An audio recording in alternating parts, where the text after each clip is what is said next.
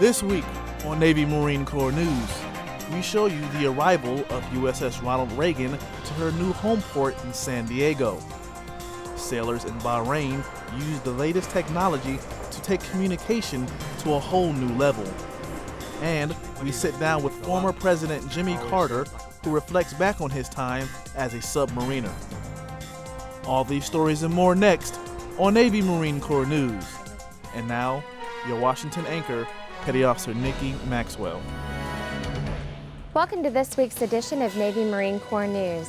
This week, USS Ronald Reagan arrived at its home port of San Diego. Joining me from Pier K at NAS North Island, my co-anchor, Petty Officer Liz Murray. Liz?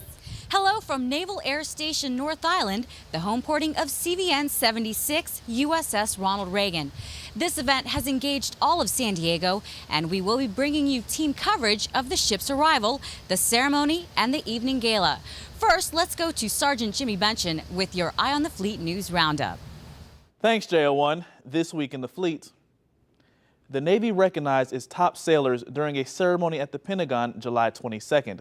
The sailors represented the Atlantic and Pacific fleets, as well as Naval Shore and Reserve Commands. Society cultivates whatever it honors. And in the Navy, we cultivate, we grow, and we honor leaders.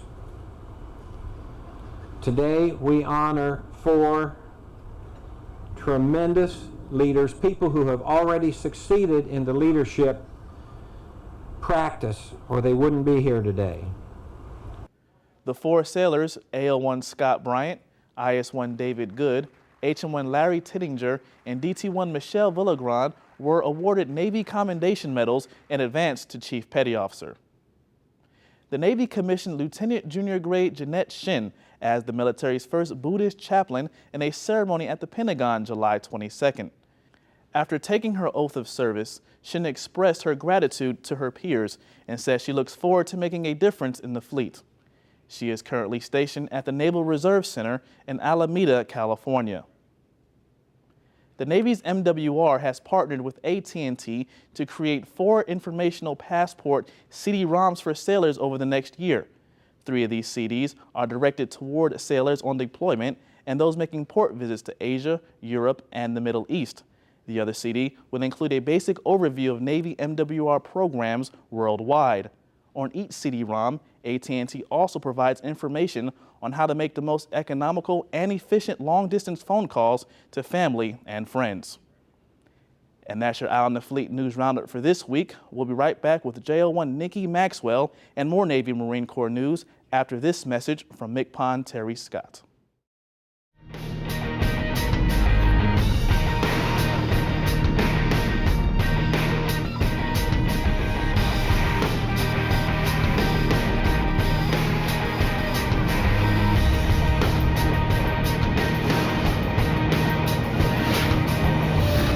Our spouses and family members are an important part of our Navy team.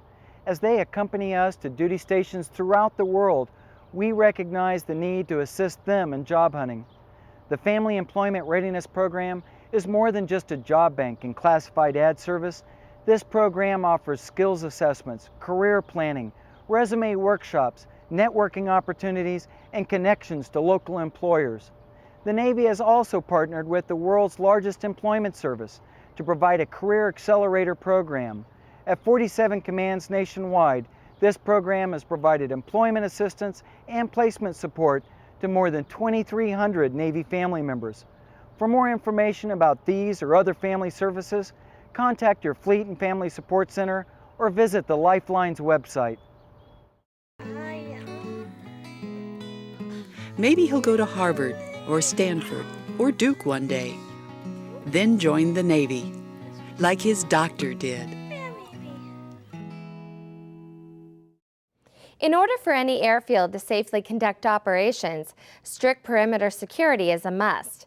In our first story, Gunnery Sergeant Sal Cardella highlights some Marines that keep one airstrip in Iraq safe. 14, Leach, Millsaps, 15. These Marines are the eyes and ears of this airfield. They're part of the 3rd Low Altitude Air Defense Battalion and on their way to man the perimeter towers. Once there, the ongoing shift continues the task of looking for trouble. PFC Anthony Gutierrez summed up the importance of the mission. I think this job is important so the other Marines on base can do their job with no worries, just provide security. Operations in this airfield in western Iraq depend on these Marines. Communicating between towers and the command element becomes the vital link in that security. Marines in the towers report anything unusual within sight or hearing. That information provides the basis for the type of response required. If we take any incoming rounds, such as we had in the past with rockets, their main job is to observe and spot where those rounds might have come from, so they can help direct artillery or aircraft in that position or security forces in that area to help neutralize the threat. The mission requires Marines to remain alert and on their feet for long periods of time, watching, listening, and waiting. The sergeant of the guard says his Marines understand the importance of the mission and believe in what they're doing. And the best thing about being over here is knowing that we're over here doing something good for a good cause. So I think that should make everybody feel pretty good on the inside. Gunnery Sergeant Sal Cardella, AFN News, Al-Assad, Iraq. Effective communications is a key element to accomplishing anything. Petty Officer Armand Pri of our Bahrain detachment brings us the story of a group of sailors who take this aspect of life to a whole new level. We have capabilities beyond our belief. JMAST is brand new. It just came online. JMAST, or the Joint Mobile Ashore Support Terminal, is one of 3 of its kind worldwide, whose primary mission is to provide mobile communications in remote areas within the 5th Fleet area of responsibility. We act as an alternate command center for ComUS NavCent, and what we do is, in an altercation, if we need to deploy, we go out, set up an alternate command center at any location basically in the world that NavCent needs us to go to, and so we can have the same exact capabilities as the staff has. Those capabilities range from, but are not limited to, high frequency, ultra high frequency, satellite communications, circuit, and network setup. The good thing about us is we can deploy 2 or 3 of us, or we can deploy as an entire MICFAC. So we can set up and have people deploy individually, as a group, or as a small unit. We've deployed people all the time to the northern region for months at a time, for weeks at a time, and they set up mobile comms up there, and then they come back. Being on an hour recall, JMAST sailors must remain flexible at all times and have a sea bag ready to go in the event they get the call to duty. It's a good unit to have here in this region of the world, based on our capabilities, our quick reliability, our ability to get up and be mobile at a moment's notice. We can be up and mobile and out of here and at in any location within 2 or 3 hours time. Really, our only challenge is where they want us to go. Along with JMAST CENT, there's JMAST Europe and Pacific. For the Naval Media Center, I'm Petty Officer Armand Pri in Bahrain. Now we take you to Naval Air Station Patuxent River, Maryland, for a look at what engineers there are doing to bring back the blimps. At the Naval Air Systems Command Advanced Development Program Office for Airship Concepts, we feel that the time is right to reevaluate airships and the role for provide economical persistent surveillance across the board for different naval and other DoD activity missions. The Navy has a rich history of airship use, and in fact the very little bit of expertise that's left in the country resides in the Navy, in particular here at NavAir. Typically when we do a surveillance mission, you need to be there for a long period of time. And the reason airships do that better than other platforms is the helium actually lifts the weight of the machine. So all of your power and energy goes into propulsion and running your onboard systems. So the airships, the main advantage is they do persistent surveillance missions very economically versus comparable fixed-wing or rotary aircraft. With modern materials and flight control systems, it's possible now to operate the same type of airships with minimal crews and automated systems. There will be several benefits to the warfighter. One is if this airship can offload the missions of some of the aircraft like the P-3 or the H-60 that are currently do missions that they're not intended for, that's going to allow the crews more rest, less maintenance cycles, and it's going to save their airframes. And if that airship is over there providing that 24/7 coverage economically, the troops can know that they're being protected from attack, and they can focus on the primary, which is projection of force.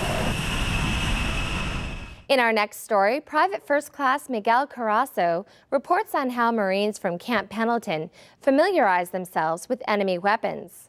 For most Marines, the thought of using anything but Marine Corps issued weapons in combat seems unlikely. However, to prepare Marines for such an event, 1st Marine Expeditionary Force Headquarters Group held a foreign weapons training exercise. The training covered several Soviet, Polish, and Japanese weapons. Marines fired 28 different foreign weapons on range 130 in the exercise. Primarily, we have Kalashnikovs, that's the focus, is AK-47 and AK-74 variants, as well as crew-served RPK, RPD, and PKM, Soviet light and medium machine guns. This 4-hour course is designed to get Marines familiar with the weapons they might come across while in Iraq or Afghanistan. Overseas in Iraq, if you're in a gunfight or something, you run out of ammo, or for some reason you come across this weapon in the battlefield, I think it's important that every Marine knows how to employ any one of these weapons if need be. With this course, they will be able to. At the end of the classes, the Marines were able to get hands-on with the weapons and even send some rounds downrange. I do agree. I think there's a bigger percentage of personnel leaving out of here to go over to Iraq. I think this is worthwhile training for any Marine, whether with the wing side of the house or with the ground side.